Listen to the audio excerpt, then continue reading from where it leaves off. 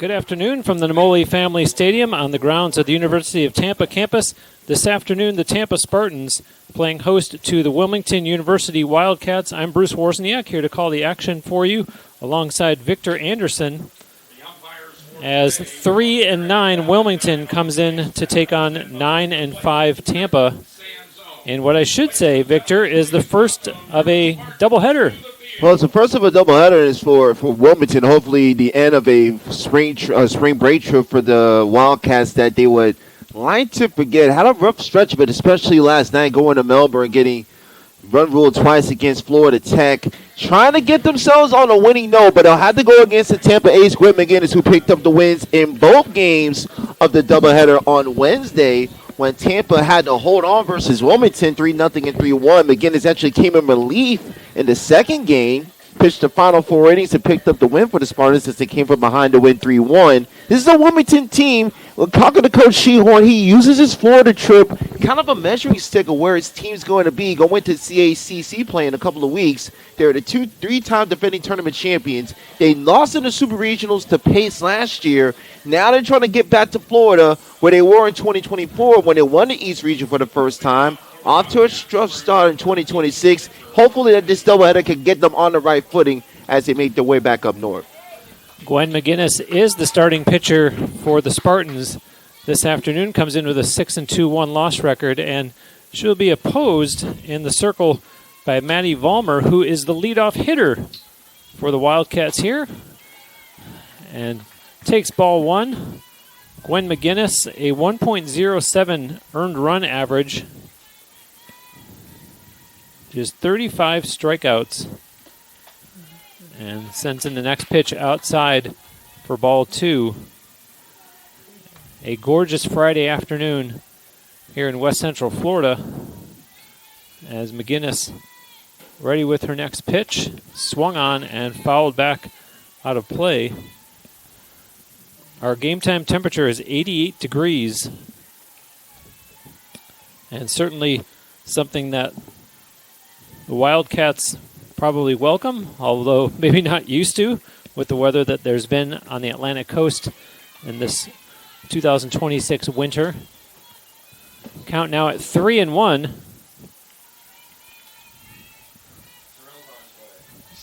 McGinnis winds, delivers, and fouled back. Count now full against Maddie Vollmer, who has a .333 batting average coming into today's game. .571 slugging percentage, and sends that one down the line foul. Vollmer stays alive. This is a Wilmington team who won their opener in their Florida trip against Sioux Falls, winning that one in 8 innings, 4-3, but since then have lost 7 straight, including getting shut out 3 times during this stretch. And that one's going to go foul the other way over the right field foul line fence.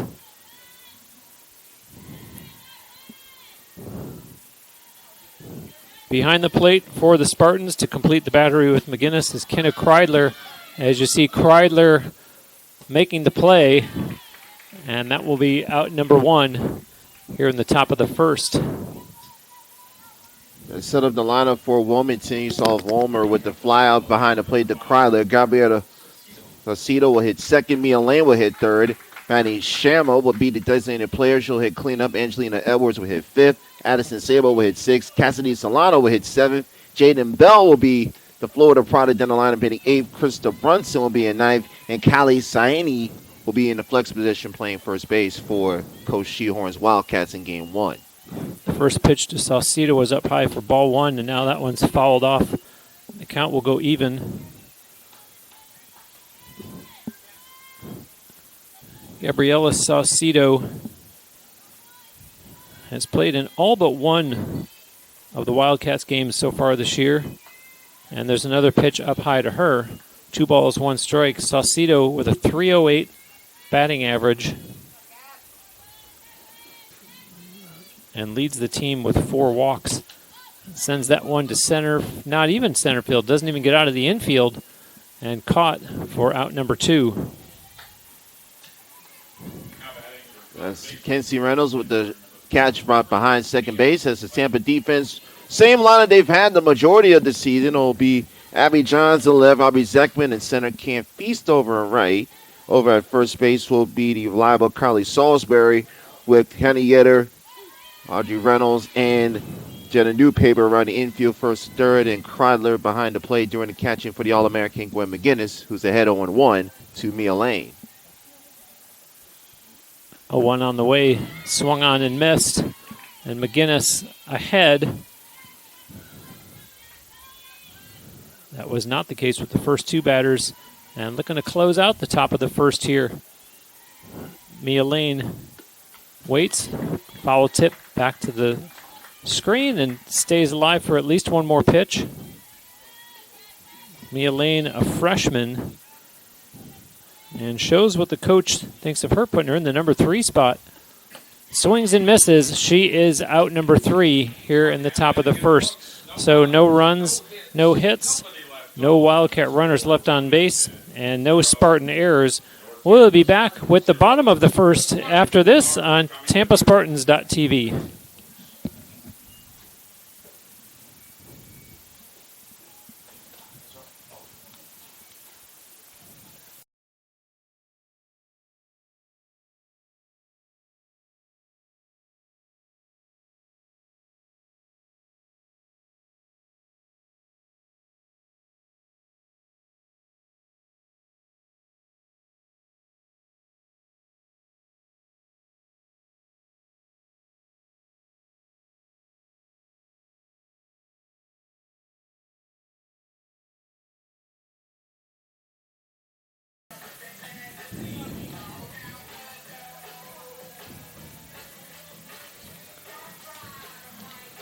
Welcome back to the Namoli Family Stadium. We're getting ready for the bottom of the first. And you saw Maddie Vollmer batting leadoff for the visiting Wilmington University Wildcats. And now she is in the pitcher's circle. Vollmer comes in with a 6.42 earned run average, a 1-4 one-loss record. And she will get to work here in the bottom of the first, beginning against the Spartans' leadoff hitter, Aubrey Zekman. A local product, freshman from nearby Wesley Chapel, up I-75.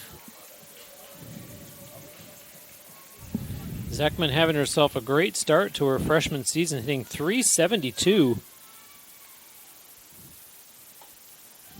And it takes the first pitch for ball one.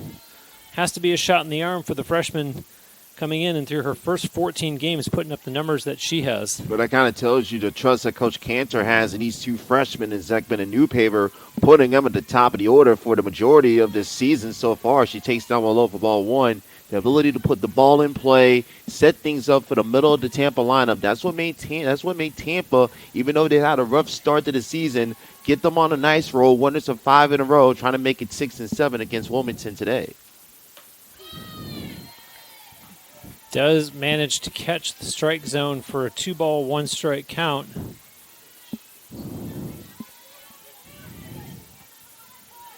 Zekman leads the team in stolen bases with 5 and sends that one foul over towards her own dugout. Trying to get back on those hitting ways, Bruce, when hitless in the doubleheader on Wednesday versus Assumption after she went 4 for 4 in the series finale versus Lynn on Saturday. The 4 hits tying a program record for most hitters in a single game. See Vollmer checking the wristband. Zekman awaiting the 2-2. It's on the way. And that's going to be upstairs for ball 3. And you see that huge gap, Bruce, in center field. They've been shifting a lot with Zekman and Newpaper. They'll see the center fielder, Sabo, playing more left center field. The right fielder, Brunson, shifting more to right center. So they're giving her a huge gap and pitching the freshman away. Derek Zekman will get a hold of something. And she'll go down as out number 1 on the strikeout by Vollmer. And that'll bring up Jenna Newpaver, the Spartans' third base player. Newpaver hitting .348. She has appeared in all 14 games for the Spartans in 2026.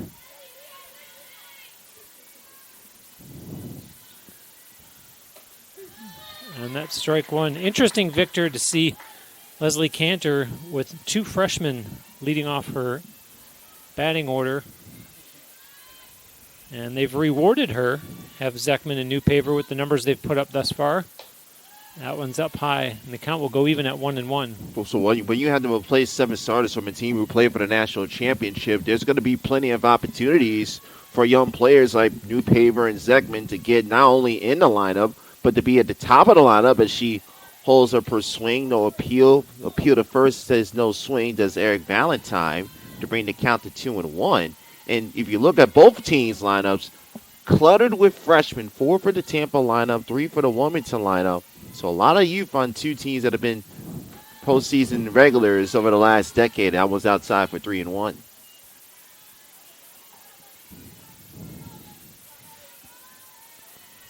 Good patience by Newpaver, which Cantor obviously is looking for out of her freshman players. As you see the base on balls, and Tampa has their first base runner of the game as Jenna Newpaver takes her place over on first base.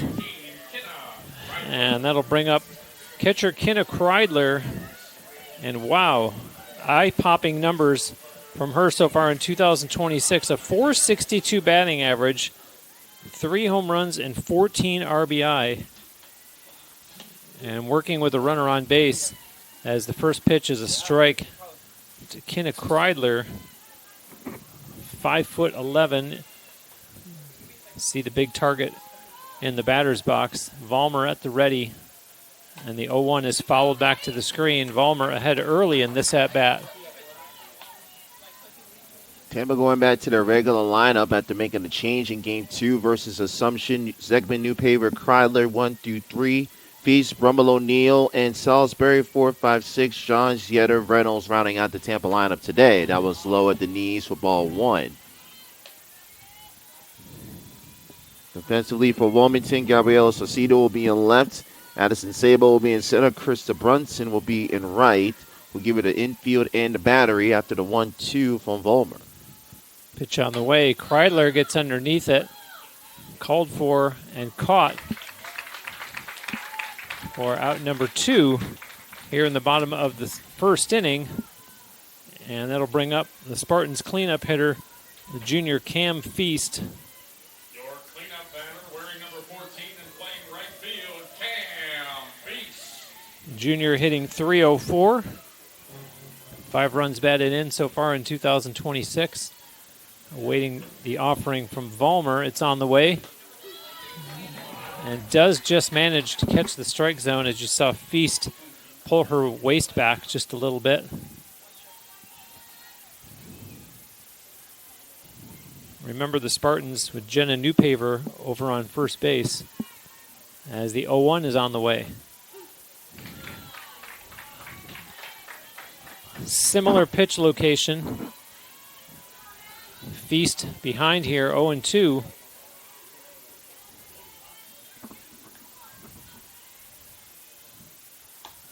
And that one got away from Vollmer outside ball 1.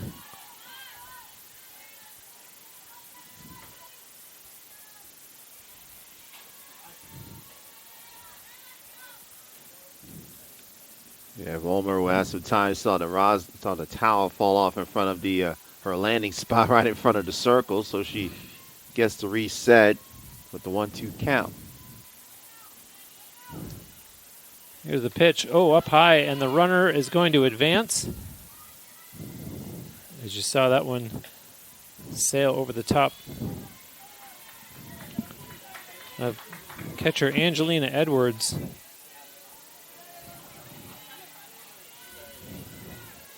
And she's 5'9". Shows you that the pitch was pretty high. Vollmer with the next one, and Feast gets underneath that one, and went on top of off the the net. net. Yeah. Let's give you the Wilmington infield while we have a moment. Callie Sayani will be at first. Over at second base will be Jaden Bell. Over at short base will be Cassidy Zalano. Over at third base will be Mia Lane. And right to Vollmer for out number 3. So the Spartans in the bottom of the first, no runs, no hits, no Wildcat errors, and 1 runner left on base. We are scoreless through 1, and we'll be back with more softball after this on TampaSpartans.tv.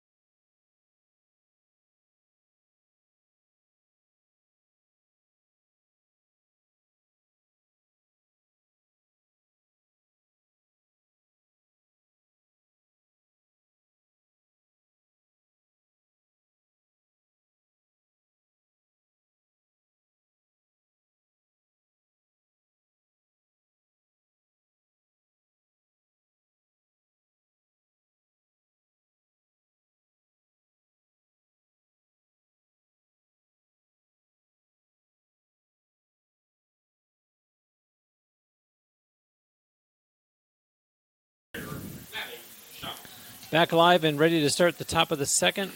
McGinnis with her first pitch in for a strike against the batter,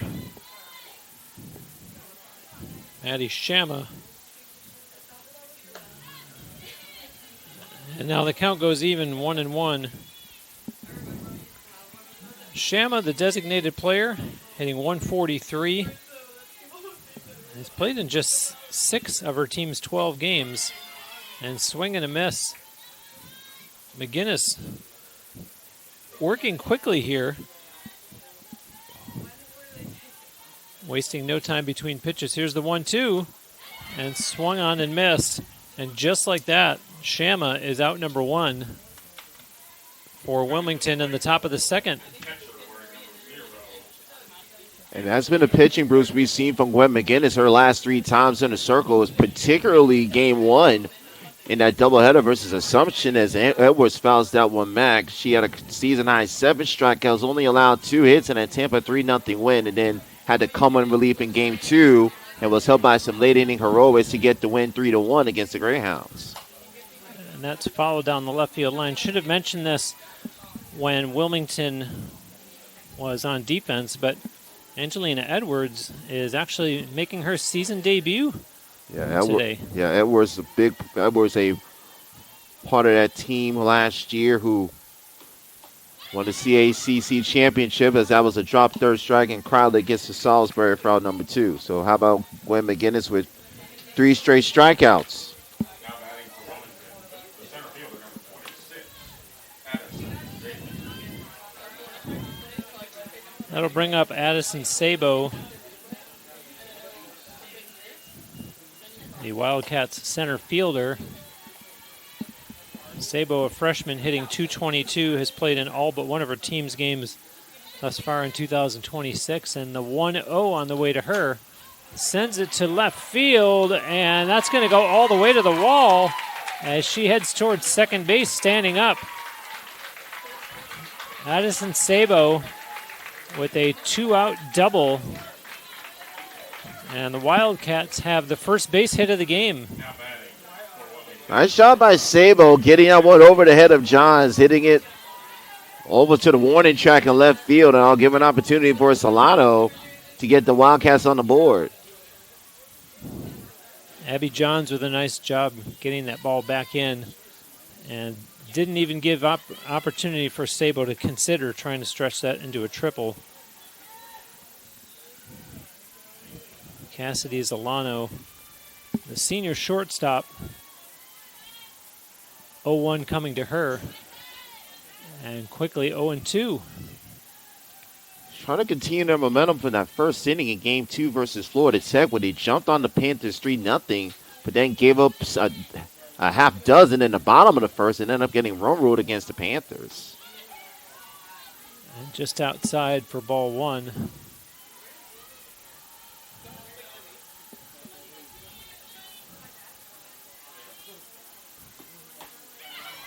And yet another strikeout by Gwen McGinnis.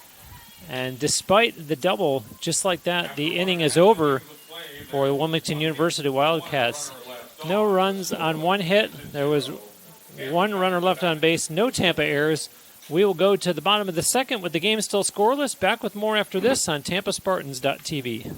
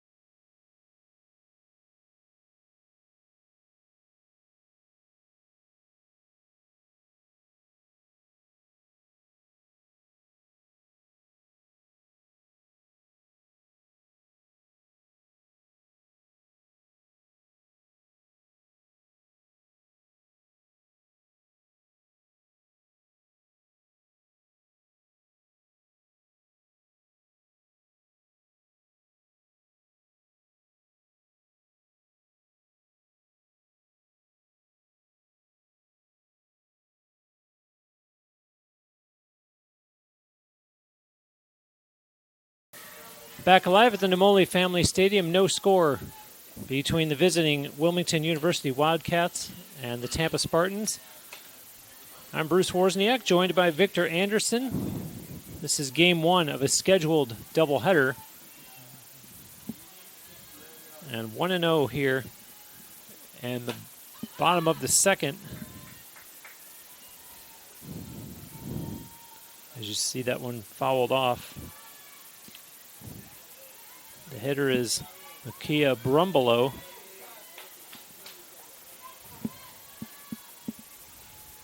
Makia Brumbelow Neal, I should say, as that one's going to go foul and not in time. Wilmington trying defensively. Brumbelow Neal, freshman, hitting .344, has appeared in all but one of her team's games thus far in 2026. And the 1-2 pitch from Maddie Vollmer on the way. And that's low for ball two. Robert O'Neill went hitless in that first game against Assumption and then was called to pinch hit in the bottom of the sixth and came through with a huge two-run single to give the Spartans a 3-1 lead that they would hold on to win. Swings at the 2-2 and fouls it back to the screen. It's really part of a good stretch for Brummel O'Neill in her last four games, where she's gone 4 for 9 with for her 6 runs driven in during that stretch. 2-2 bounce to third and over to first in time for out number one here in the bottom of the second.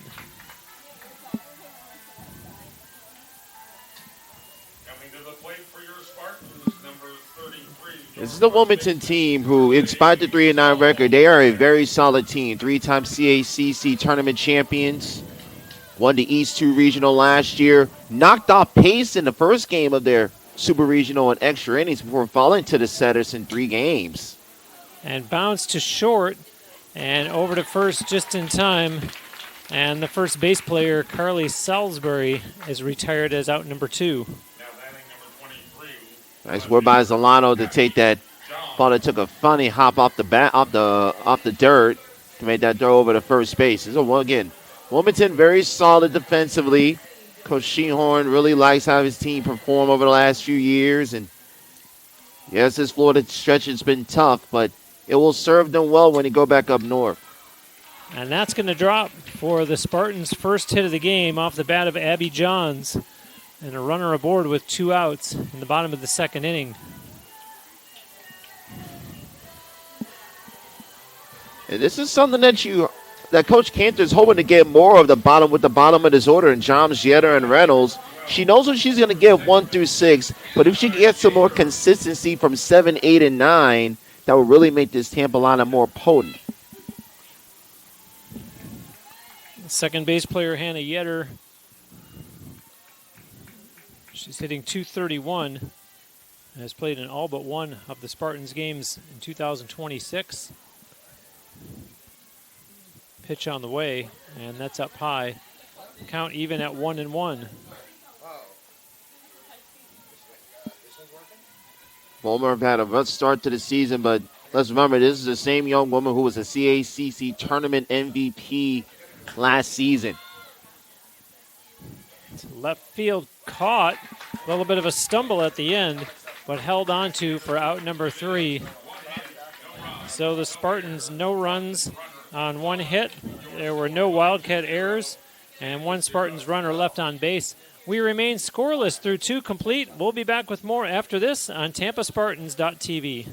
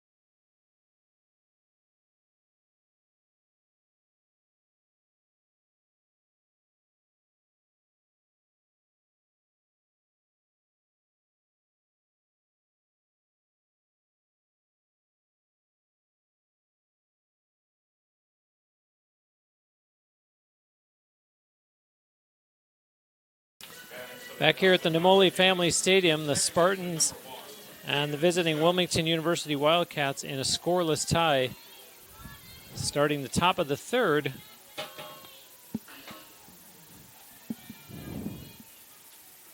And this is second base player Jaden Bell. The 1-0 on the way. Bell going to send that foul down the left field line. Is it caught? It is. Nice play there by Abby Johns. And so 1 away for the visitors in the top of the 3rd. And that'll bring up right fielder Krista Brunson, hitting .300, 3 for 10, 6 games played. You saw the first pitch for a strike. And McGinnis sends that one in a little high as the count goes even.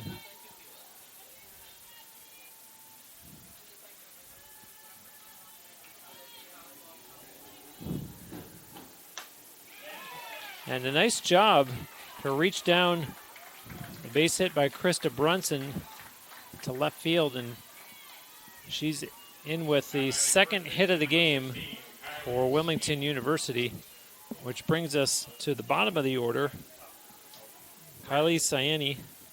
That's going to be the top of the order, Maddie Vollmer, because Cyani is the flex position, so Vollmer will come to the plate. Vollmer fouled out to Kreidler back in the 1st.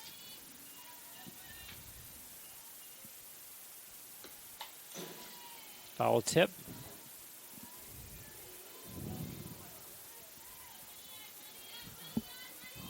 Vollmer, a long time looking down at third base. Head coach Mike Shehorn showing bunt. Nicely done. And will they get her? They do. So a sacrifice by Vollmer. And there's 2 down in the top of the 3rd. And a good job by Vollmer. She saw New Paper playing a little bit back, so she dropped it down perfectly. And with her speed, she did have 11 stolen bases last year, Bruce, so she almost was able to bunt her way on, but instead does the job, moves Brunson over to second, and here comes Sacio to the plate. Foul tip by Saucedo.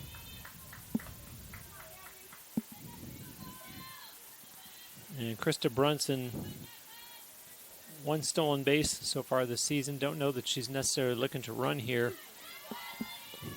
As you see, strike 2 from Gwen McGinnis.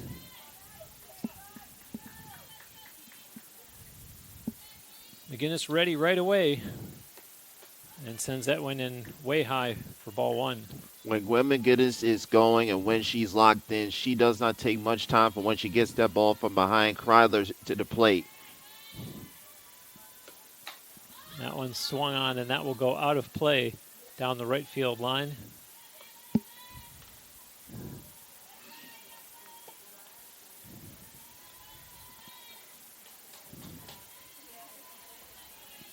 comes the 1-2. Popped up, called for. Is it off the net? It is.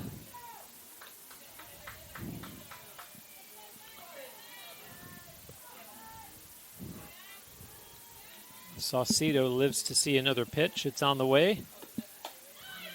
And that one's going to be ball 2. 2 balls, 2 strikes, 2 outs. And uniform number 2 over on base number 2. That one's right to short and over to first for out number 3. So for Wilmington in the top of the third, no runs on 1 hit. There were no Spartan errors and 1 Wildcat runner left on base. We are still scoreless. And back with more softball after this on TampaSpartans.tv.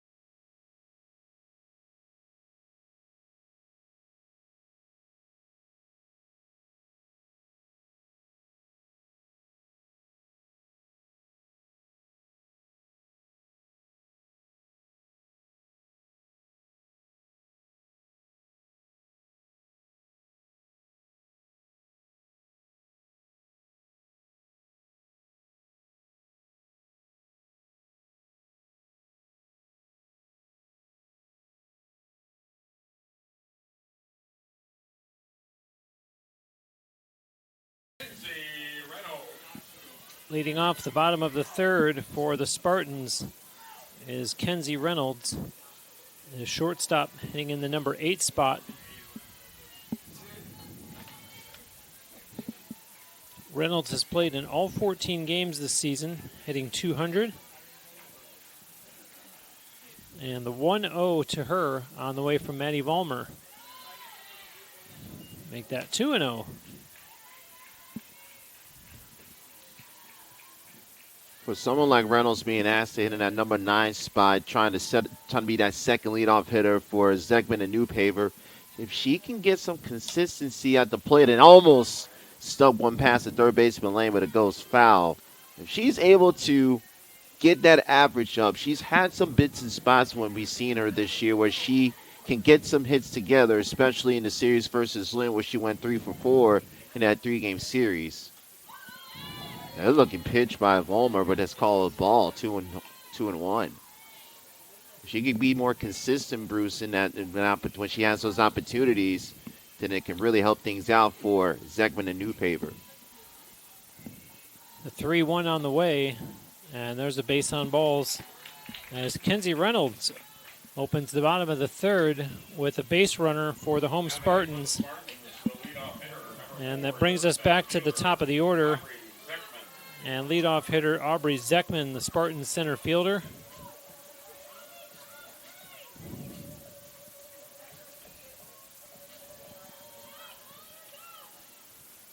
Just in the shadow of the light tower, showing bunt, and that's caught. Angelina Edwards didn't have to work too hard for that one.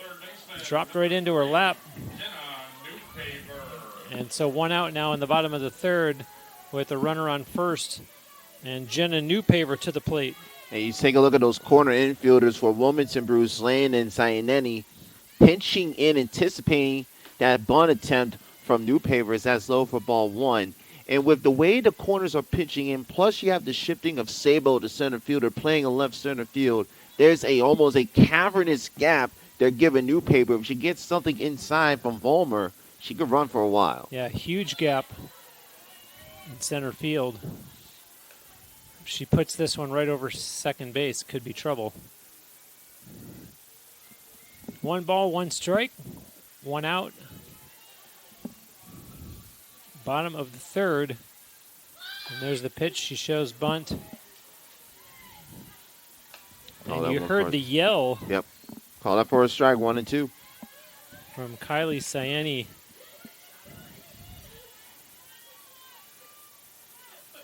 Yelling out bunt. Next pitch, that one is just going to go foul down the third base line. Jenna Newpaver staying alive here against Maddie Vollmer.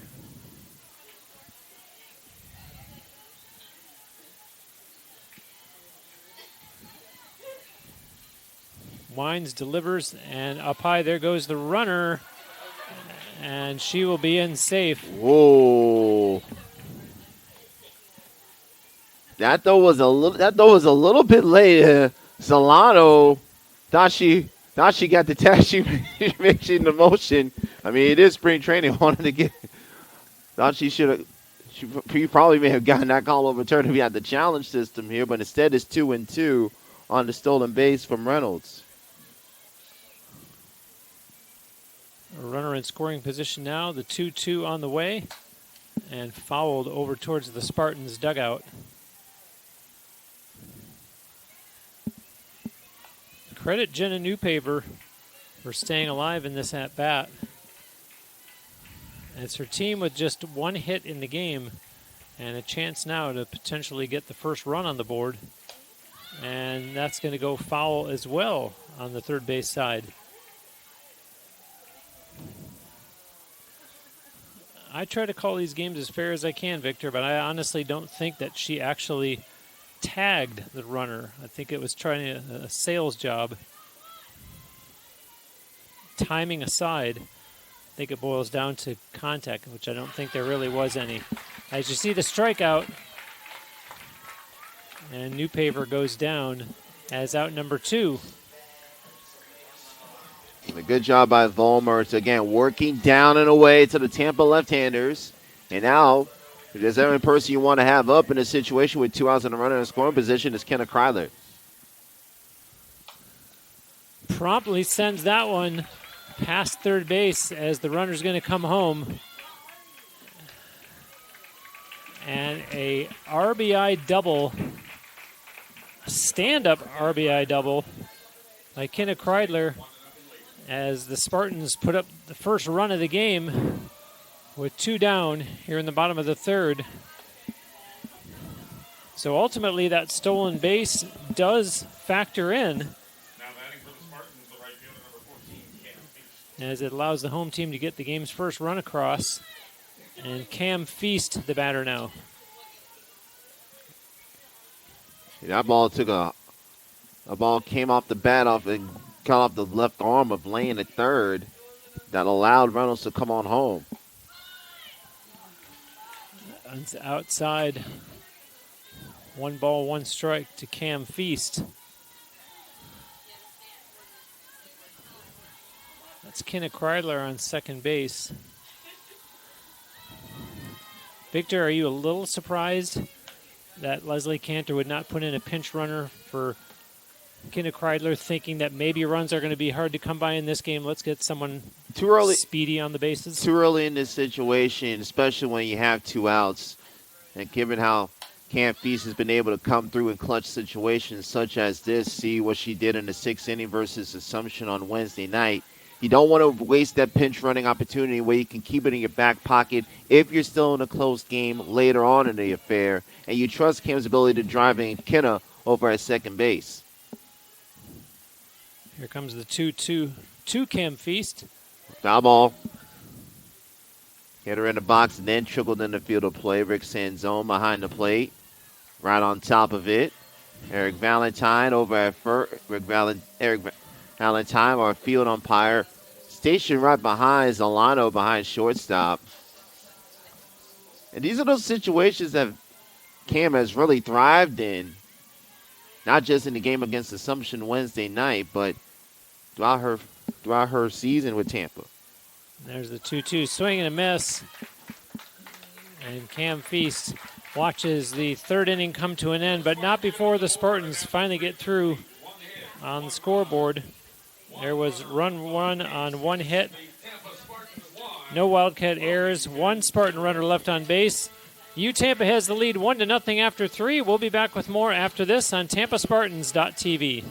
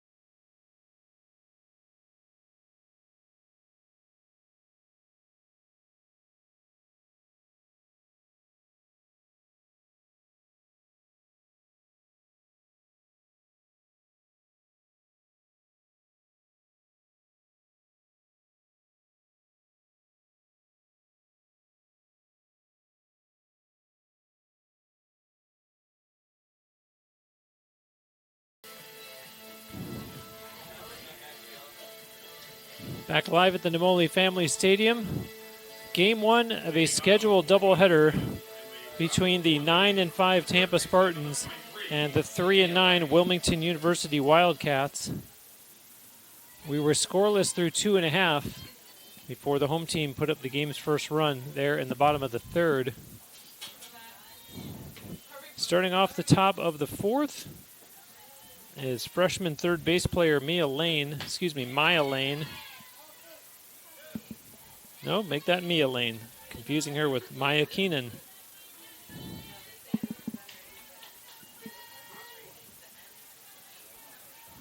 The 0-1 to Lane. And she watches strike 2. Wham McGinnis has been phenomenal today. He's only allowed 2 hits, no walks. And looking for strikeout number 5. Doesn't get it there. 1 ball and 2 strikes. As he appealed to Eric Valentine to confirm, she did not go around. Lane comes in hitting .240, 2 home runs, 7 runs driven in. And has an even count 2-2. 42 pitches for McGinnis through 3 innings, 30 for strikes. And of course, we referenced the 2 hits and a 4 strikeouts she has. And that's going to be ball 3. Count full against Lane here in the top of the fourth. And you saw her taking off thinking that was ball 4, and instead she is out number 1. Give Rick, this is Rick Sanzone's strike zone. He has been very generous in giving an inside corner to both Volmer and McGinnis, and she takes advantage of that. And that one blows outside to Shama for ball 1. Shama wanted now the 5 strikeouts from McGinnis when she led up the second. 1 ball, 1 strike.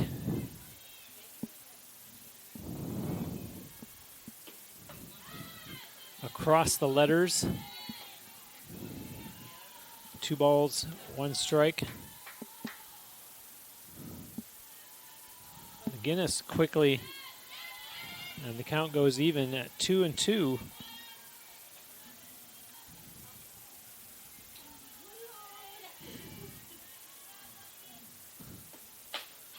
And there's another strikeout for Gwen McGinnis, as there's 2 outs now here in the top of the fourth. That'll bring up the catcher, Angelina Edwards. McGinnis right back to work. Fouled back to the screen. Mike Shehorn hoping that he can get the Millersville transfer going. Played her first 2 seasons of softball in Millersville, but she led the team in home runs and RBIs last year. Right to short and over to first, and wow, that one the hard way, but it still counts. 3 up, 3 down in the top of the fourth for Wilmington University. Spartans in the lead 1-0. Back with more softball after this on TampaSpartans.tv.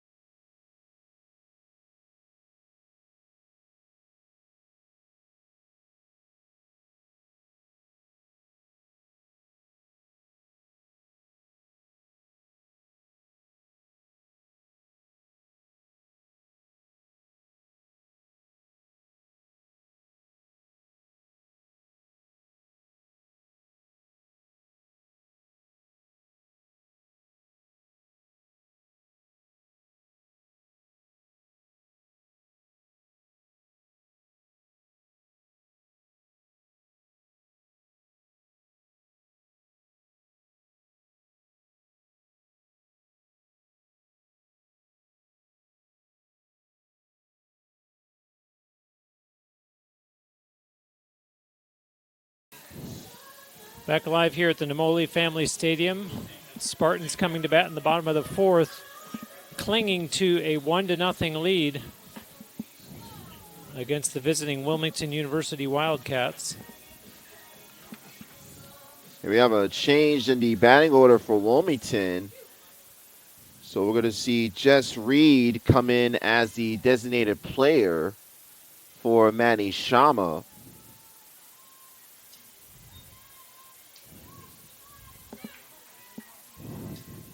Leading off, And meanwhile, for the Spartans, the designated player number 22, Micaiah Brumble O'Neill. the designated player Micaiah Brumble O'Neill into the batter's box.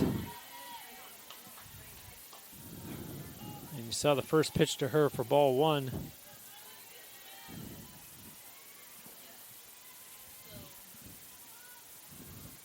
Next pitch up high for ball 2. Vollmer threw three innings, 51 pitches, 30 strikes. Has been much better than the 2 previous appearances she's had in the Sunshine State. It gets a strike to Brumble O'Neill to make the count 2-1. Vollmer got the start last night in game 1 of that doubleheader versus Florida Tech and got knocked around against the Panthers. Didn't even make it past the 2nd inning as Brumble O'Neill's ahead 3 balls and a strike.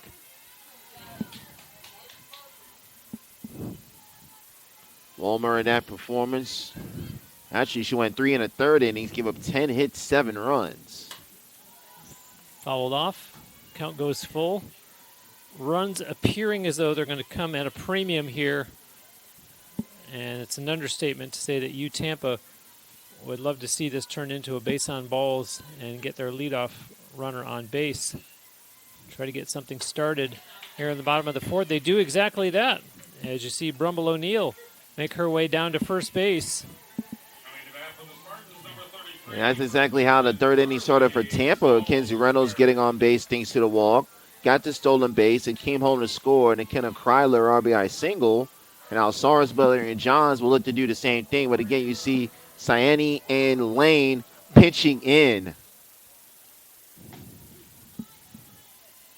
Trying to take that sacrifice bunt out of play, or if that bunt is hit a little bit too hard, you got to pop up like they did with Zekman, which you try to bunt Reynolds over in the 3rd.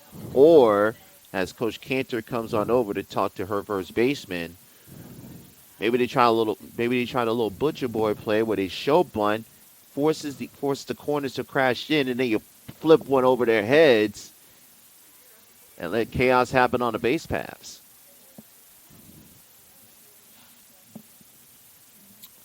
And home plate umpire Rick Sanzone making some notes and sees that Salisbury was ready and waiting. And so now we will resume play. Keep in mind the count is 0-1 as Vollmer goes back to work. Drops down the bunt. Dead ball. No. That's a dead ball. That hit her bat twice. Good job by Rick Sanzone right there.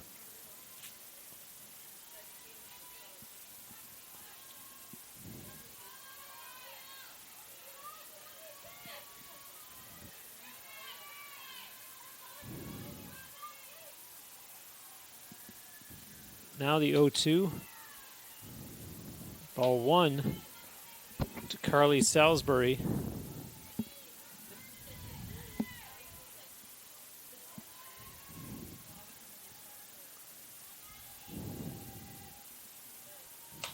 Swung on, and that one is going to be caught. Nice play on the run. Good job defensively by Addison Sabo. Coming to the plate for the Spartans, the second baseman, number 23, Abby. Had to charge in and handed out one in front of Saucedo and Solano. Wilmington defensively, Saucedo, Sabo, Brunson, the outfield left to right. Sandy, Bell, Solano, Lane, the infield first to third. Edwards doing the catching for Vollmer. One out, and there's a pitch fouled off by Abby Johns. Each team with 2 hits thus far in this first game of our doubleheader. The sophomore needed a couple extra moments. That one may have caught her on the shoulder or the hands as she was wincing a little bit when she went out of the batter's box. The 0-1 to Abby Johns. Count goes even as you saw them Looking over at Brumble O'Neill, Spartans base runner. And now Vollmer ready with the 1-1. And that one popped up in the infield and caught for out number 2 by Cassidy Zolano. Well, as optimistic as it was for the Spartans to get the lead runner aboard, all of a sudden there's 2 outs, and she's still where she started. And this is the one thing that Coach Leslie Cantor is really wanting to work on with her team, is that the ability getting the runners on hasn't been a problem. It's been getting the runners in that's kind of been the problem for Tampa. That might change with a nice clean single by Hannah Yetter. Well struck ball by Hannah Yetter.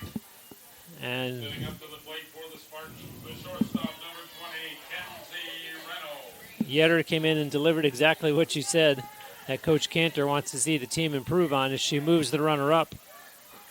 So the complexion changes a little bit in the sense that Tampa now has a runner in scoring position. And it falls on the shoulders of the number 9 hitter, Kenzie Reynolds. As she watches that one outside for ball 1.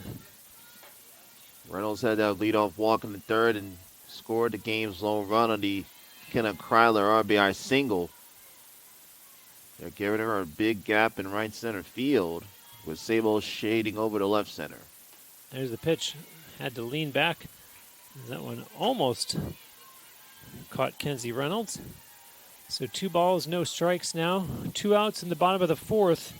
Runners on first and second for the home team. Next offering from Vollmer. And Maddie Vollmer falls behind 3-0. Anxious moments for the Wilmington University Wildcats and their fans.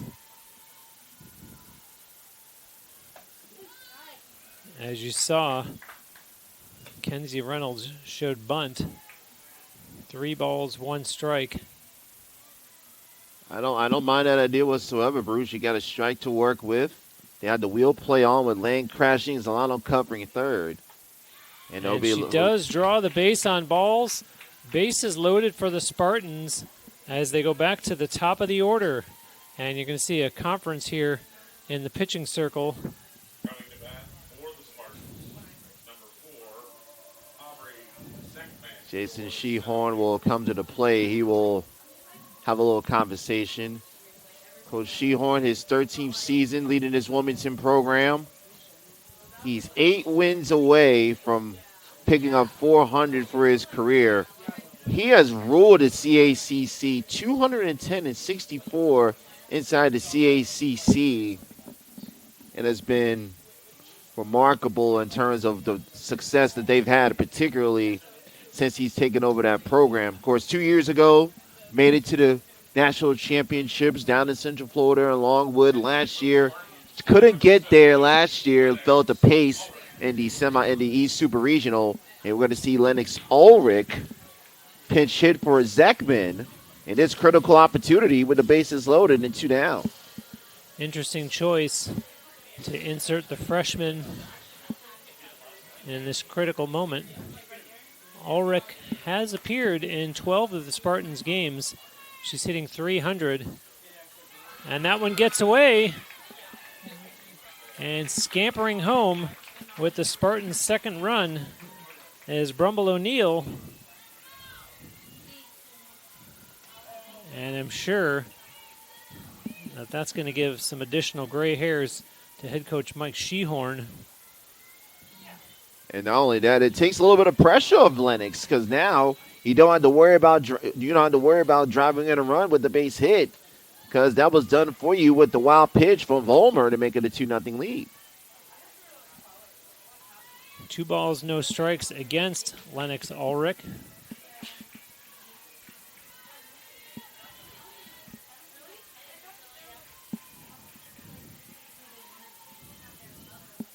Next pitch to her on the way.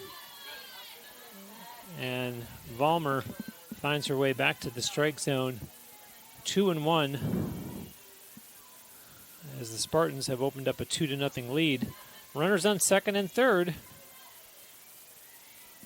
Next pitch. And good patience by Ulrich as the count now 3-1. Good discipline by Lennox Ulrich, a situation where as a freshman you might be eager to try to add to this lead. And gets the bat on the ball, and that'll be sent over to first in time for out number 3, but not before the Spartans add to their lead. They get 1 run on 1 hit. There were no Wildcats errors and 2 runners left on base through 4 complete. Spartans in the lead 2-0. Back with more softball after this on TampaSpartans.tv.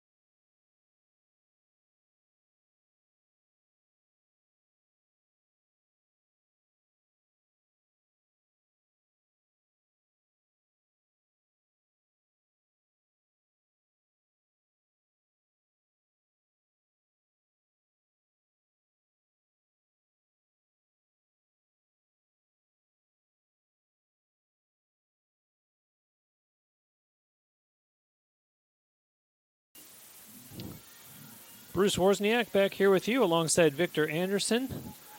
The home Tampa Spartans in a 2-0 lead.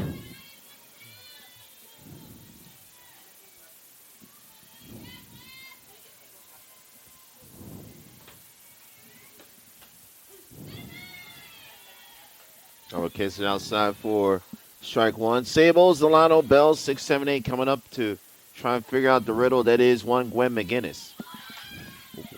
Actually, was fouled away.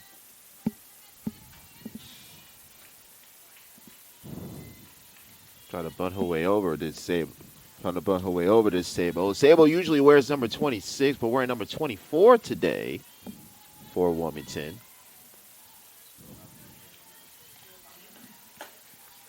Almost sails upstairs for ball 1.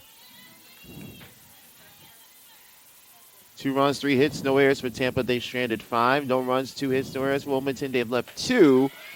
They'll appeal to first. Does Sable go around? The answer is yes, says Mr. Eric Valentine. And that's strikeout number 7 for Gwen McGinnis. Tying her season high, she said, just on Wednesday versus Assumption. Now batting the shortstop, number 8, Cassidy Solano. McGinnis, her pitch count 59. As there's one back to the wall.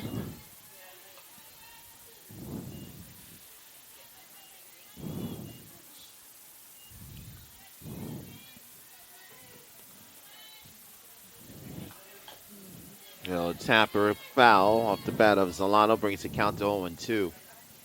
Zolano struck out in the second and behind now 0-2 here in the top of the 5th.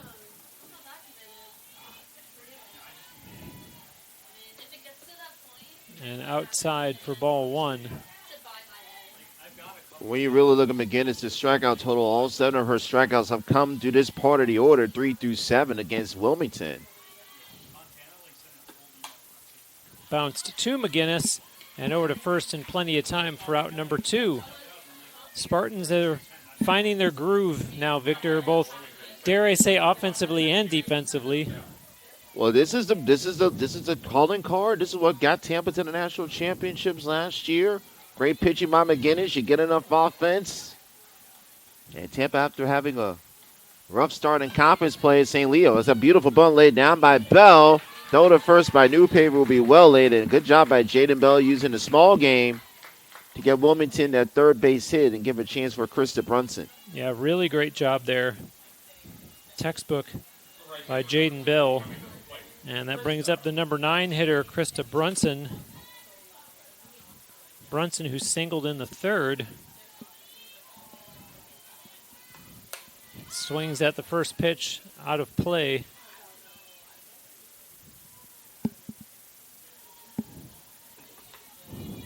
Can't overstate what a terrific afternoon it is for softball here in West Central Florida.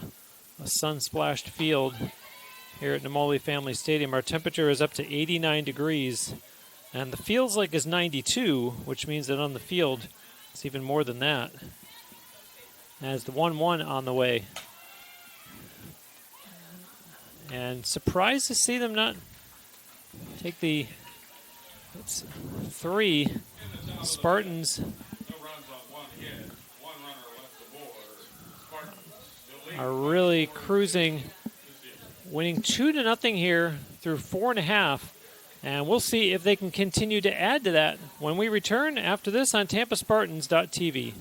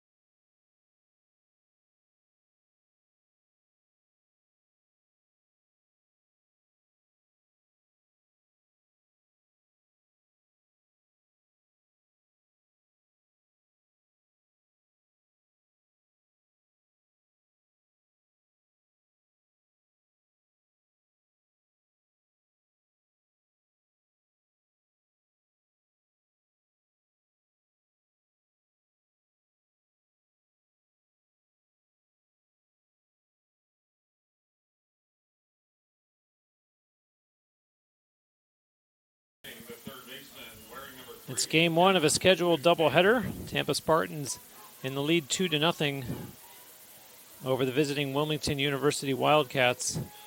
Spartans are looking to get into double digits in the victory column for 2026.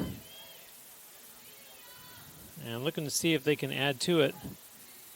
Here in the bottom of the 5th, a 2-0 lead. Jenna Newpaver, the first hitter of this frame.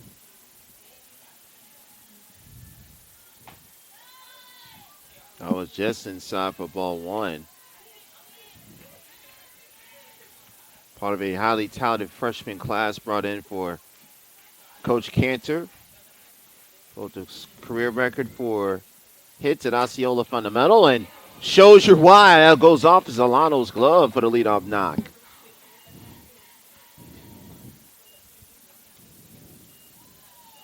Well struck ball there by Jenna Newpaver. Coming back with the Spartans are catcher number 18, Kidda. We've been talking about the strikeouts by Gwen McGinnis so far, and Maddie Vollmer has 3 of her own. Although I know she's not happy about having issued 4 walks. As here's Kenna Kreidler with a runner aboard. Kreidler is 1 for 2. She does have an RBI.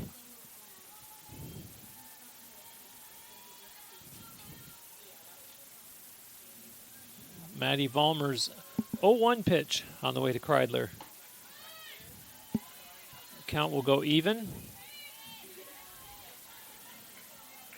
You can understand, Bruce, why Coach Cantor trusts Kreidler so much in these situations. She's driven in a run in all but 4 of the Tampa games this year and tries to drop a bunt, which caught Wilmington by surprise, but foul right in front of Edwards.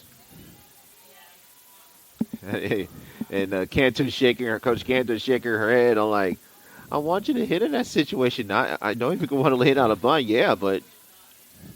And I think that was a case of it looked so non-traditional. I think Kenna Kreidler said, I've already committed. I'm going to try to follow through as best I can anyways. Worst that came of it was the foul ball. And now she strikes out. So in a way it comes back to haunt her as she sits down in favor of the cleanup hitter Cam Feast. Feast 0 for 2 in this game. And keep in mind that she does have her teammate Jenna Newpaver over at first base. And that one does not get through. They try for the double play. Nothing doing. But 2 outs now for the Spartans quickly in the bottom of the 5th. And a nice shot by the left side of the right side of the infield for Wilmington. Sayani was anticipating the bunt, and Feast hit it right past her, but Bell was backing her up, and Sayani went back over to cover first and get there in plenty of time to retire Feast. It'll be up to Micaiah Brummel-O'Neill to duplicate what she did against Assumption Wednesday night. Brummel-O'Neill 0 for 1 in this game. Has drawn one of those 4 walks from Maddie Vollmer.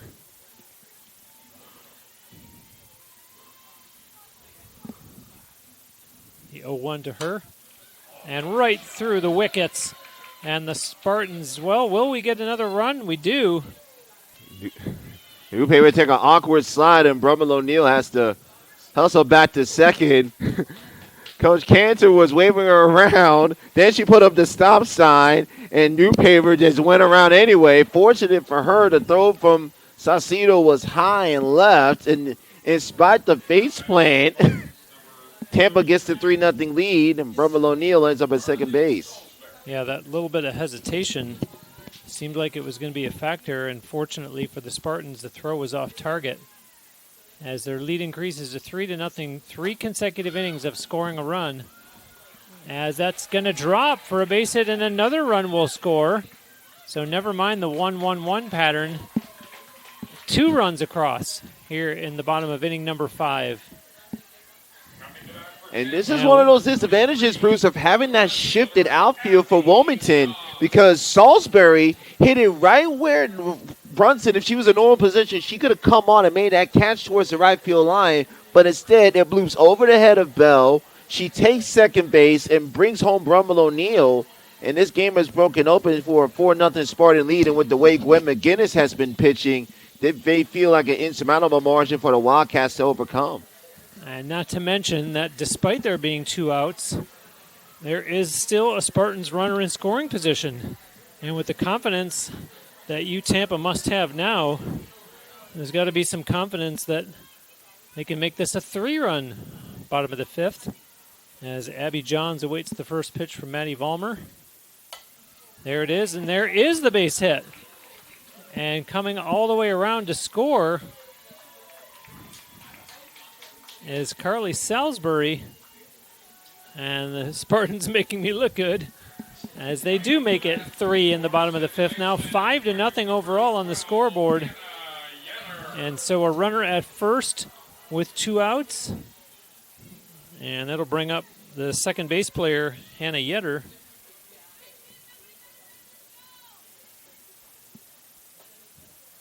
And that one high and outside for ball 1. And all 5 of Tampa runs, Bruce, today have come with 2 out. The wild pitch that scored Brummel-O'Neill was with 2 out. The RBI single for Kryler in the 3rd, that also came with 2 down. And then all 3 runs for Tampa have come with 2 away. So Coach Cantor getting those key hits that she's been looking for from this still young program. Again, only 1 senior on this year's roster, and that's the one in the circle right now, the benefactor of that run support. The 1-1 in the dirt.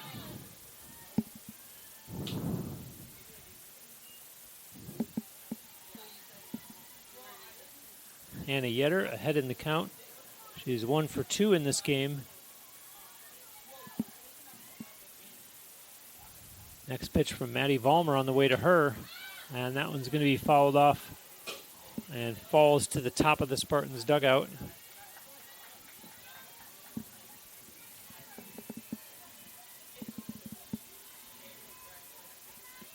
Lots more softball on the way this afternoon. A doubleheader here between the Spartans and the Wildcats.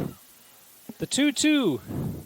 And that's going to sail outside, and the count goes full.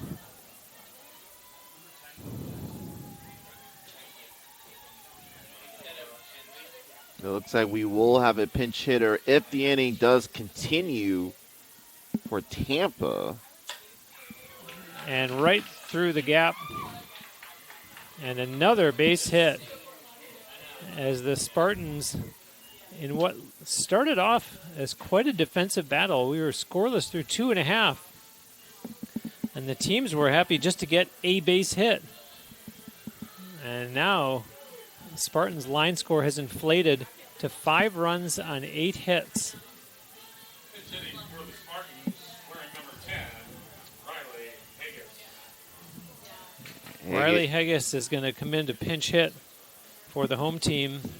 And we're also going to get a pitching change as There'll be Olivia Hutchins to take over in the circle for Vollmer. And Coach Shehorn just trying to find some sort of answers as this Florida trip continues to go toughly for the Wildcats, the East Region champions once removed. And Hitchens will Coming into pitch for the Wilmington take over. Olivia Hitchens, 8 appearances so far this season. 1 loss record of 1-2. 17 2/3 innings pitched. And a 6.74 earned run average.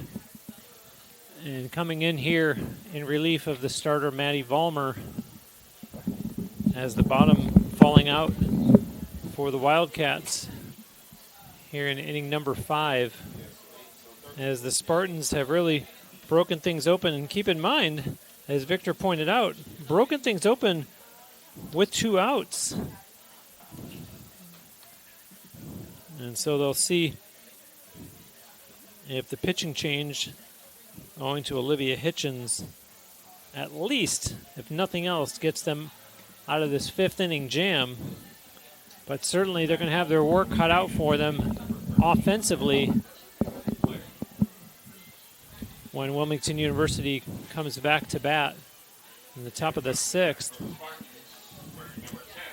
And so it's going to be Hitchens against Haggis.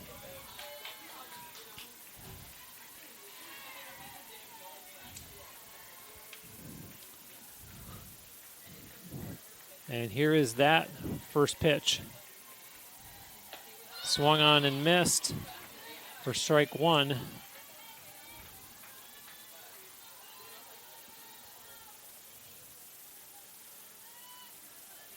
Haggis has played in 5 games so far this season, 5 at-bats, 1 hit. And now you see the count go even, 1-1. And a hit came in her last appearance. That was part of that second game of the series against Lynn, which she picked up her first career hit as a Spartan. Swings and misses. And so Hitchens ahead here, 1-2.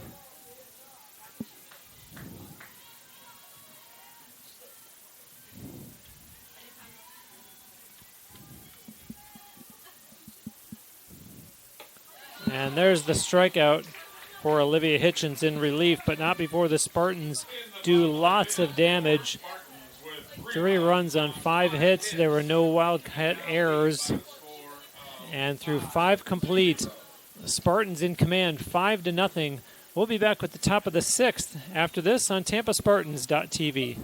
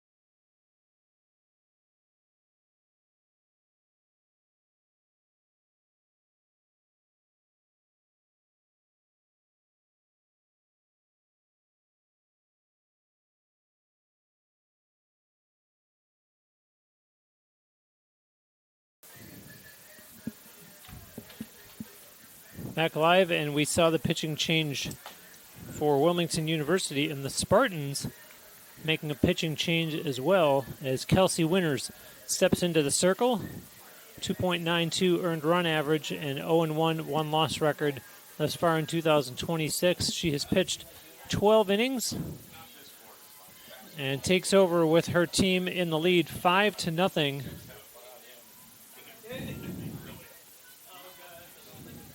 And also in taking over, as usual, late inning defensive change, Joey Treywick in right field for Cam Feast.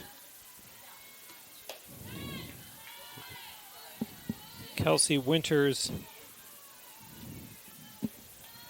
facing Maddie Vollmer here in the top of the 6th.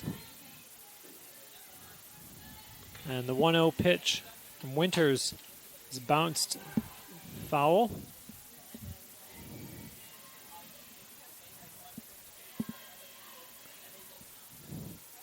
Aubrey Zeckman re-enters the game over in center field. Kenzie Reynolds back in as well as shortstop. So the Tampa defense will be John, Zeckman, Treywick, the outfield left to right. Newpaper, Reynolds, Yetter, Salisbury to infield, third to first. Kryler doing the catching for Winters. Winters outside, ball 2.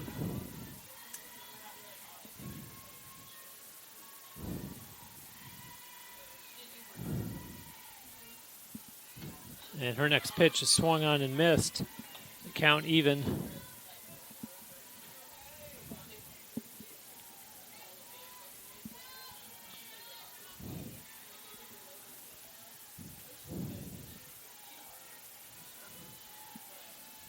Two on the way and way outside. As Kreidler has to jump up. Count goes full.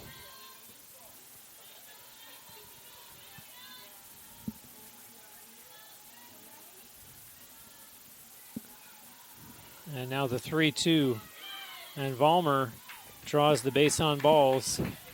And so the Wildcats with a runner on base to start the top of the 6th. For Wilmington, number 5, the left fielder, Gabrielle Saucedo. That'll bring up the number 2 hitter, Gabriela Saucedo. The Wilmington left fielder. She's 0 for 2 in this game. Gets the bat on the ball. And that'll be taken out in center field by Aubrey Zeckman.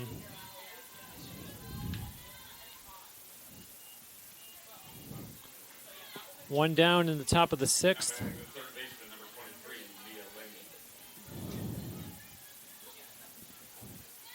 They'll be laying to the plate, 0 for 2 of a pair of strikeouts against McGinnis.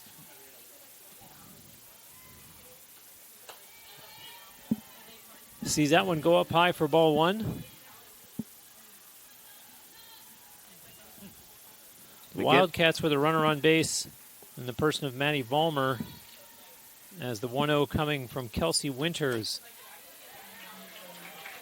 And a base hit for the Wildcats with 1 out in the top of the 6th. So some optimism here as they've got 2 runners on base.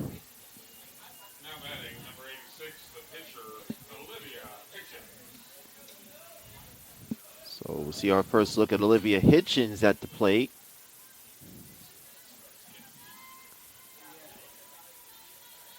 This Wilmington trying to find some success off of Winters. Takes the one up high, ball 1. Again, this is final line. 5 innings pitched. 3 hits. 7 strikeouts. 67 pitches, 47 strikes. In line to earn her 4th consecutive win. Hitchens fouls that one off. Evens up the count 1-1.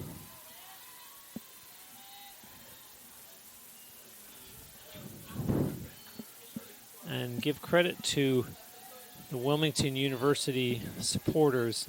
Good number of people that have traveled down here for this game to watch in person, as there's a nice little bunt drop down and not in time. And so the bases are loaded for Wilmington University here in the top of the 6th.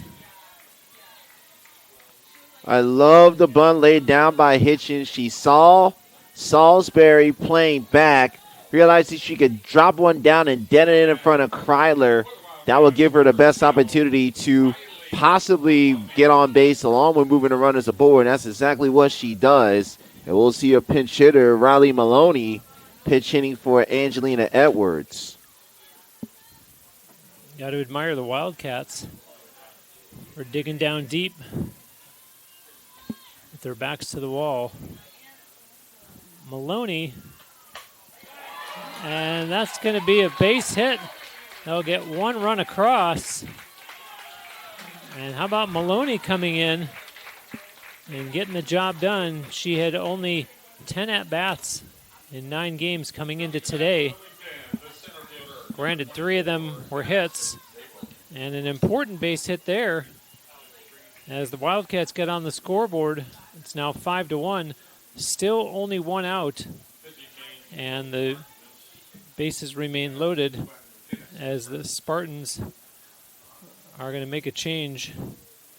Now, again, as we re-enter the circle for Tampa, I don't fault Coach Cantor for trying to make the change.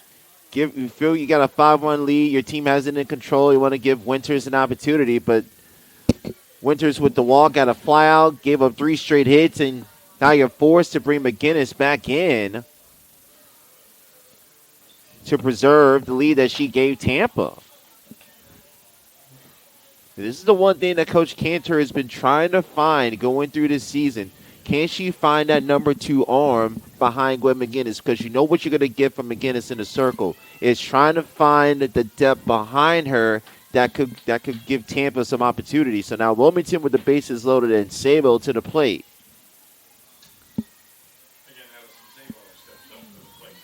So a rough relief appearance for Kelsey Winters.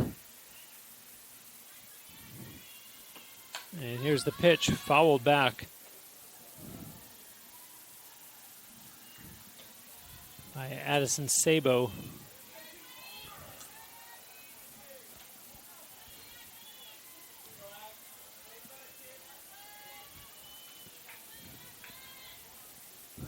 The 0-1 from McGinnis, and right through the wickets. And another run crosses the plate for the Wildcats. And the Spartans, some tough sledding here in the top of the 6th. This is the Wilmington team that we kind of expected to see. They don't hit many home runs. They only have 3 in a year like Tampa. They do a great job putting the ball in play, smart base running, and all of a sudden the tying run is aboard. It's 5-2.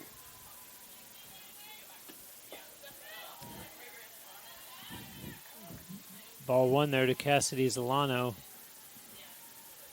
As you see, Kenna Kreidler going out to have a quick chat with Gwen McGinnis.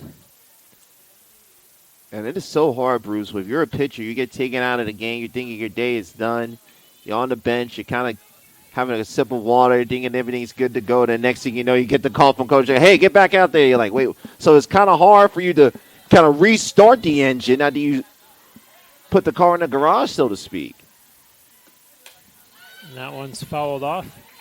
The count even now against Cassidy Zolano.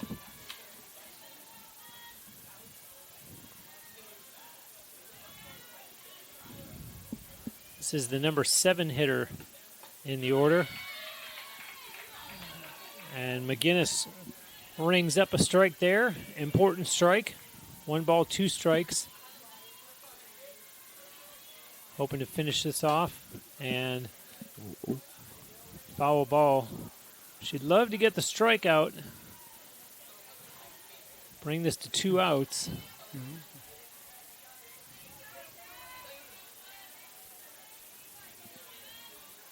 McGinnis ready, delivers,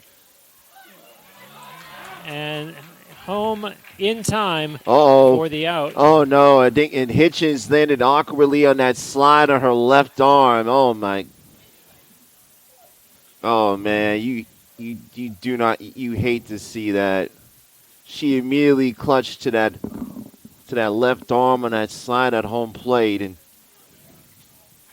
see the trainer and Coach Hitchens and Coach Seahorn, and we're going to take a quick break. Going to check on Hitchens. We're going to take a quick break here from the Only Family Stadium.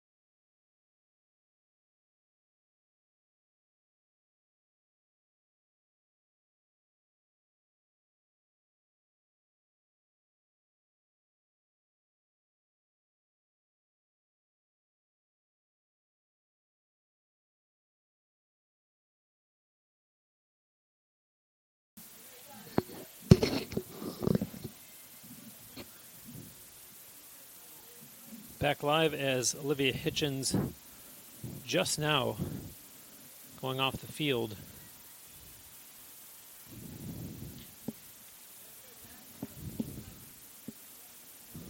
So we're going to have a pinch hitter for Wilmington. It's going to be number 17. Haley Trapani will be the pinch. Yeah, it's going to be pinch hitting. So Trapani to the plate now, hitting for Bell. Haley Trapani, 9 at-bats this season, and you see that go down as out number 3, but not before the Wildcats make their mark. 2 runs on 4 hits, no Spartan errors, and a tough 3 runners left on base. So the Spartans' lead is narrowed to 3. It's 5-2 U Tampa through 5.5. We'll be back with the bottom of the 6th after this on TampaSpartans.tv.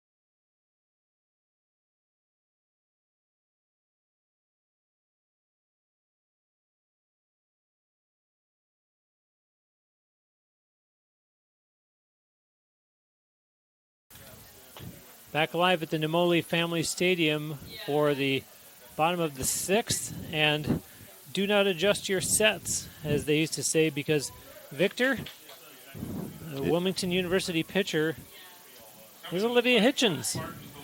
Yeah, Hitchens had an awkward slide on that force player to play. Fortunately for Wilmington fans, it was the non-throwing shoulder, her left shoulder. Got looked at. She was able to move that shoulder when she was escorted off the field, and she'll be back on the pitch. The bottom of the 6th, we'll have to deal with Zegman, Newpaver, and Kryler, the top third of the Tampa order. Zekman 0 for 2 in this game. An interesting couple of innings here in more ways than one, particularly developments in the pitching circle, developments on the scoreboard. It bears repeating that this is a game that was scoreless after 2.5, and all of a sudden over the 4th, 5th, and 6th innings, we're not even done with the 6th.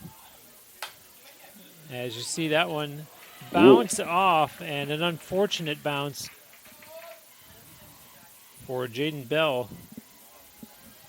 7 runs between the two teams over the course of the bottom of the 3rd, all the 4th, all the 5th, and the top of the 6th. Bell was right there to make that easy side-on throw to first, but that last bounce took an awkward hop and bounced off her left shoulder, and she'll get charged with the air, and it'll bring up Newpaver. Dare I say a whole new complexion to this game. The Wildcats have to be feeling optimistic after the way they charged back in the top of the 6th. As you saw, Newpaver showing bunt there, and conceivably could have heard Kylie Sayani yelling bunt. She raced in from first base. And there is the bunt laid down by Newpaver. Successful sacrifice as Zekman advances to second base. So Kinnick Kreidler to the plate now.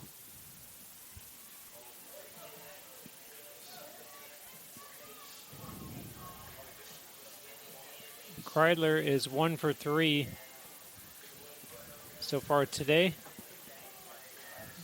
And assistant coach Denise Rubio having a word with home plate umpire Rick Sanzone. Leslie Cantor came over to get in on the conversation, and now we're ready for Kreidler's fourth at-bat of the game.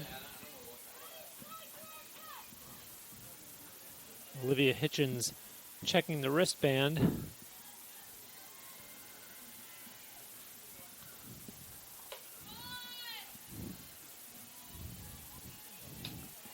One and 0 to Kenna Kreidler. Aubrey Zeckman, her teammate, over at second base. Hitchens satisfied. Wines delivers. And unfortunately for Wildcats fans, she falls behind in the count 2-0. See Angelina Edwards back behind the plate doing the catching after being pinch hit for earlier in this inning.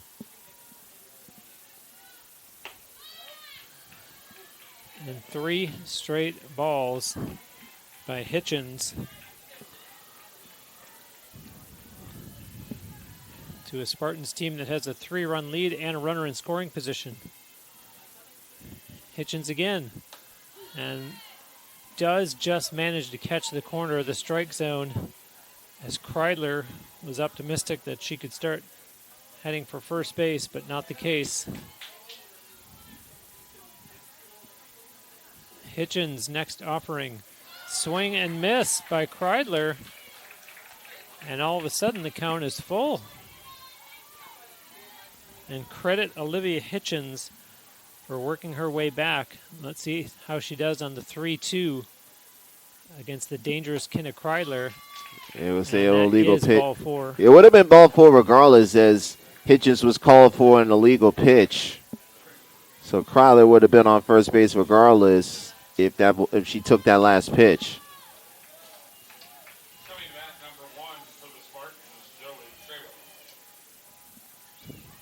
So up to Joey Trewick. Trewick hitting for Cam Feast. Takes it inside for ball 1. Trewick, 14 games played, 22 at-bats. Hitting .091. As you see the conference between Angelina Edwards and Olivia Hitchens, 5'9" and 5'7" respectively. The Twin Towers out there in the pitching circle.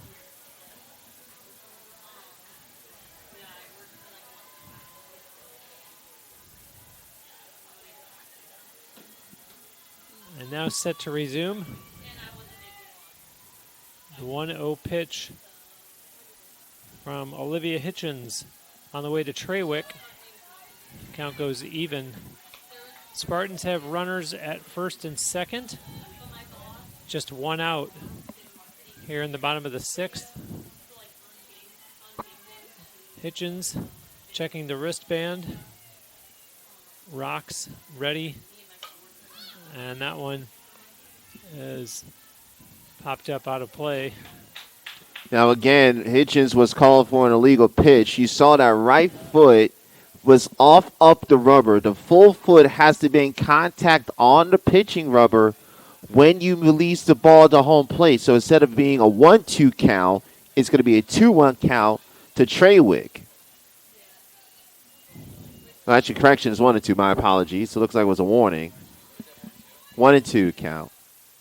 In the dirt, and they get it over to third in plenty of time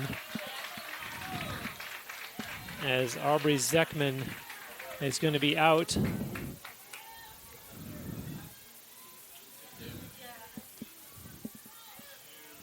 And of course, in the process, Kenna Kreidler goes to second base. So 2 down in the bottom of the 6th. And that one's up high. The count will go full.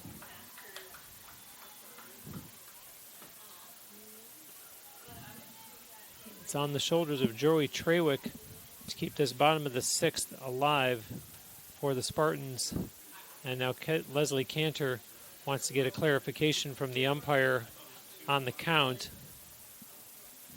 I think the thing, what Coach Cantor is saying is that because the umpire stuck out the arm and said it was an illegal pitch, it should have been ball 2 against Trawick.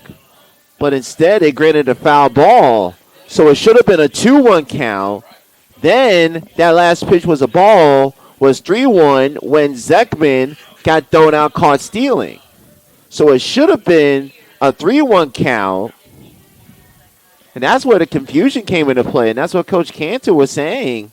And Coach Denise Rubio out as well. Because generally the rule is that if you have an illegal pitch and the ball is put in play, the offense can take the better result that's more beneficial.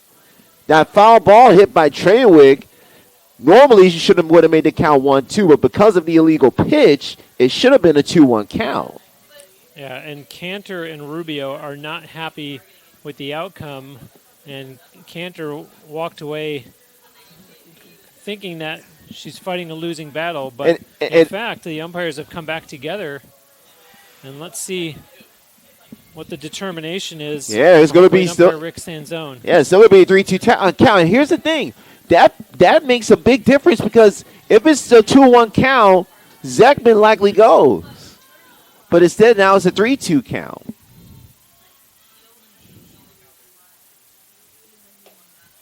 And now Joey Trawick does get ball 4, and so a little bit of satisfaction perhaps for Leslie Cantor. Granted, it was a bit of a gamble, not on her part. Played the hand that she dealt. So with 2 outs and 2 runners on, see that one fouled back to the screen by Brummel O'Neill, Spartans designated player.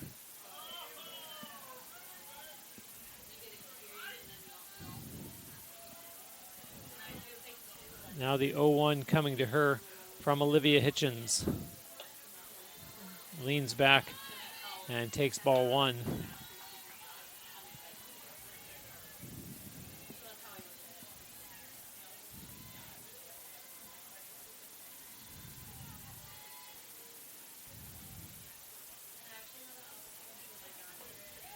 Hitchens sends that one in low. And Brummel O'Neill ahead in the count now, 2-1.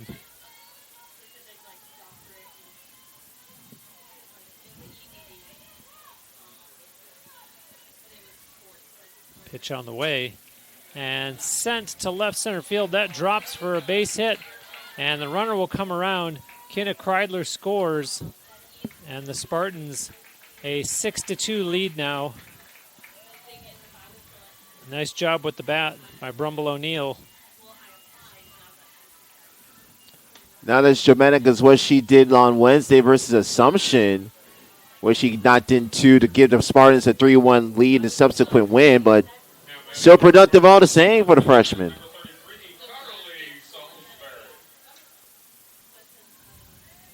Spartans to the number 6 hitter in the order now, leading 6-2. And swing and a miss by first base player Carly Salisbury. She is 1 for 3 today. RBI double back in the 5th. Count now even at 1-1.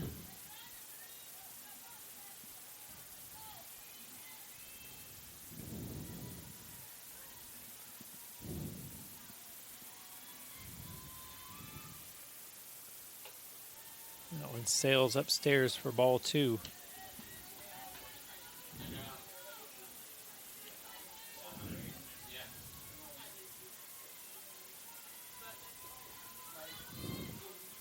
Hitchens ready. 2-1 on the way.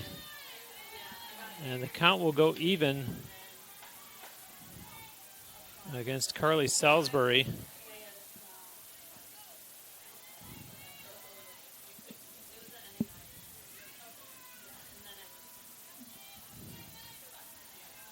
Here's the 2-2. and fouled off. Salisbury stays alive here in the bottom of the 6th.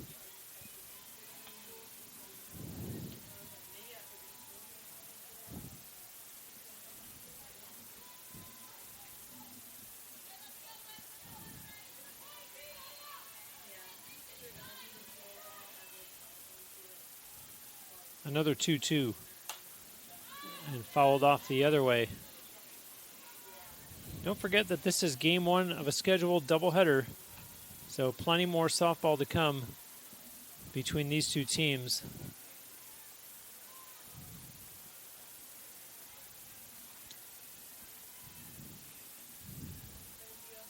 Olivia Hitchens ready with the next pitch, and it gets away.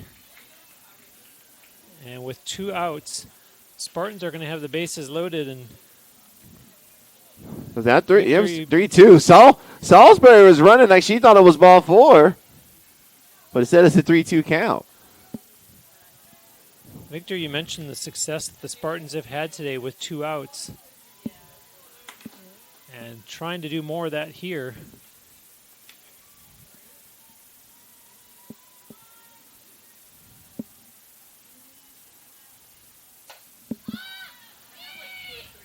And that one goes out of play.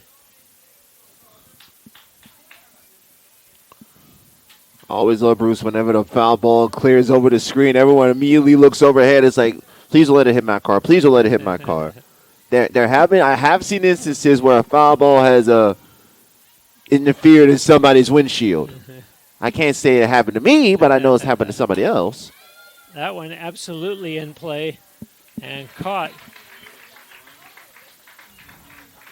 by Gabriela Saucedo for out number 3. For the Spartans in the 6th, 1 run on 1 hit. There was 1 error and 2 Spartan runners left on base. We are through 6 complete. Tampa in the lead 6-2. We'll be back with the top of the 7th after this on TampaSpartans.tv.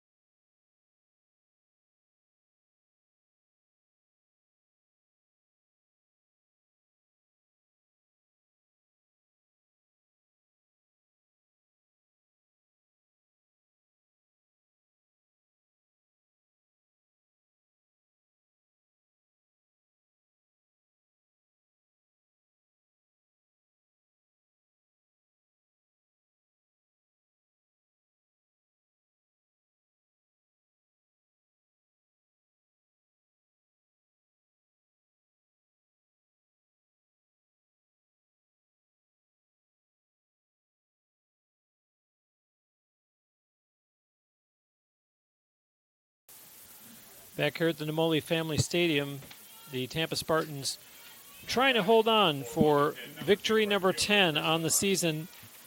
They lead 6-2. As you see, Wilmington University starting off with a bunt foul off the bat of Krista Brunson, the number 9 hitter in head coach Mike Shehorn's batting order. And now she fouls off another to go down 0-2.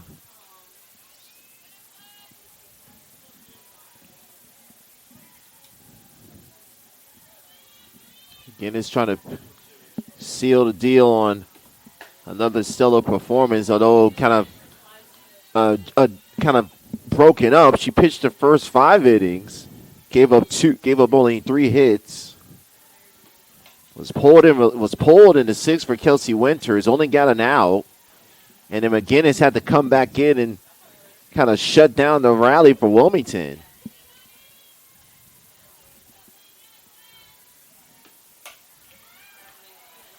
A nice heads-up play there defensively by Kenzie Reynolds, as there's 1 down in the top of the 7th. Now batting to the top of the order for Wilmington, number 13, Maddie Ballmer. So we're back to the top of the order for the Wildcats, and Maddie Ballmer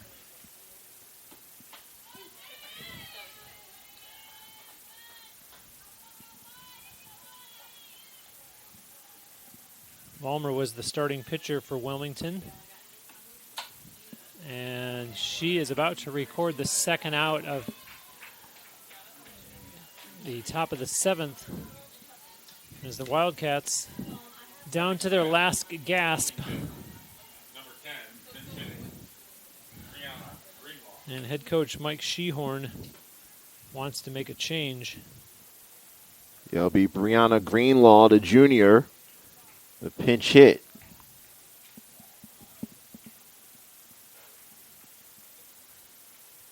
Greenlaw has played in 9 games this season. She's 4 for 11, so a .364 batting average. And her average will go down as she is out number 3. And that will end the game as the Spartans win it 6-2. There were no runs on no hits, no Spartan errors, and no Wildcat runners left on base in the top of the 7th. Final line score, the Spartans 6 runs on 9 hits, no errors. And for the Wildcats, 2 runs on 7 hits, 1 error. And the one-loss records, Wilmington falls to 3-10, and the Spartans improve to 10-5. Yeah, that's really a great performance for Tampa, and particularly McGinnis having to come in after being pulled in the 6th. Thought your day was going to be over. Then you had to come back in, reset, and you do your job. And Tampa, with the offense, they exploded, scoring the last 4 innings.